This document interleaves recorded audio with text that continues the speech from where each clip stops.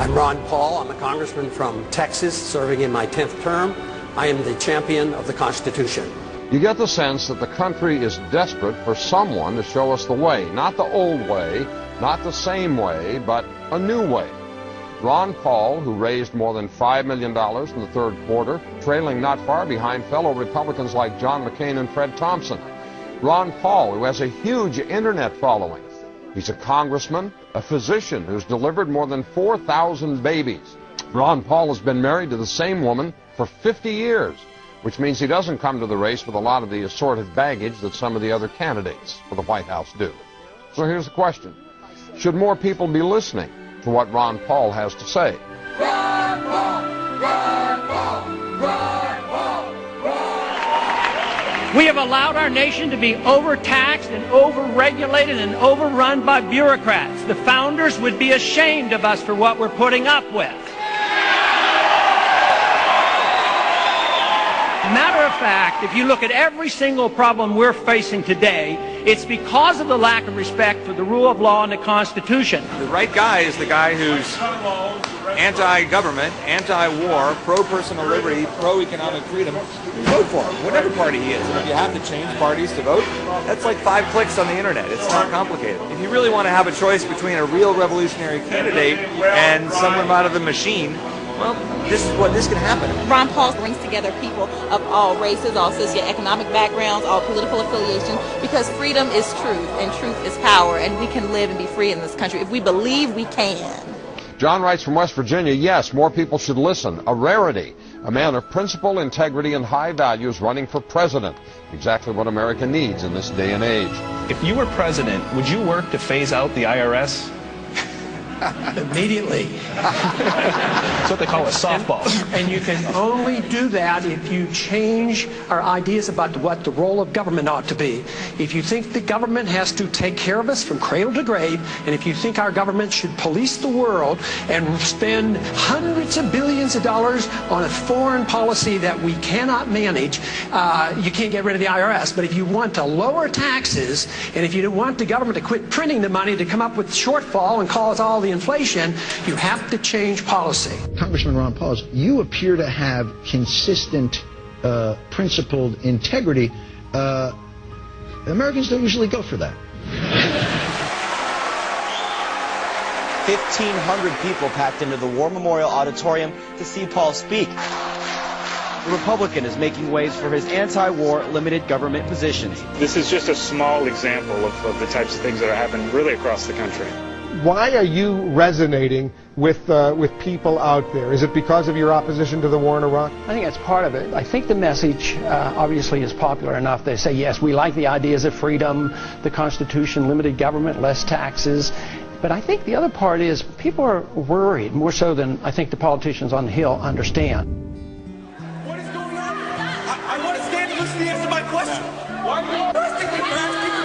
Help!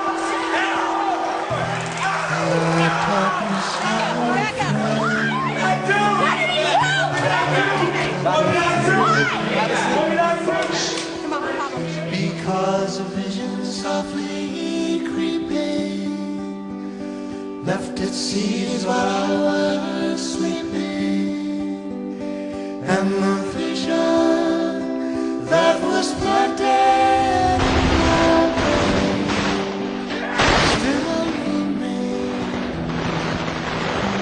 Congressman Paul, I believe you are the only man on the stage who opposes the war in Iraq. Are you out of step with your party? Is your party out of step with the rest of the world? If either of those is the case, why are you seeking its nomination? Well, I think the party has lost its way because the conservative wing of the Republican Party always advocated a non-interventionist foreign policy. No nation building, no policing of the world. Republicans were elected to end the Korean War. The Republicans were elected to end the Vietnam War. There's a strong tradition of being anti-war in the Republican Party. It is the constitutional position. It is the advice of the founders to follow a non-interventionist foreign policy. Stay out of entangling alliances. Be friends with countries. Negotiate and talk with them and trade with them. Our foreign policy has what the CIA calls blowback. It has unintended consequences. You can go back to 1953 when we put the Shah into power, or us supporting Osama bin Laden and radicalizing the Islamics to go after the Soviets, and that comes back as blowback. Peace is a powerful message, especially after the war has been going on and the people wake up and realize how many people die and how much it costs. Logic tells us that we can make a better world in a much easier way than causing wars. You just never heard this logic from someone who's actually going to run the country. Said I did not know. Silence like a cancer grows. Hear my words that I might teach you. Take my arms that I might reach out to you. But my words like The freedom message brings us together. It doesn't divide us. I believe that when we overdo our military aggressiveness, what it does, it actually weakens our national defense. I mean, we stood up to the Soviets. They had 40,000 nuclear weapons. Now we're fretting day in and day night about third world countries that have no army, navy, or air force, and we're getting ready to go to war. Ron Paul says to a lot of people eager to hear this message, you can be anti-war and be a conservative. In fact, he says, if you're a real small government conservative, you have to be anti-war. His message is resonating. Including, interestingly enough, from soldiers.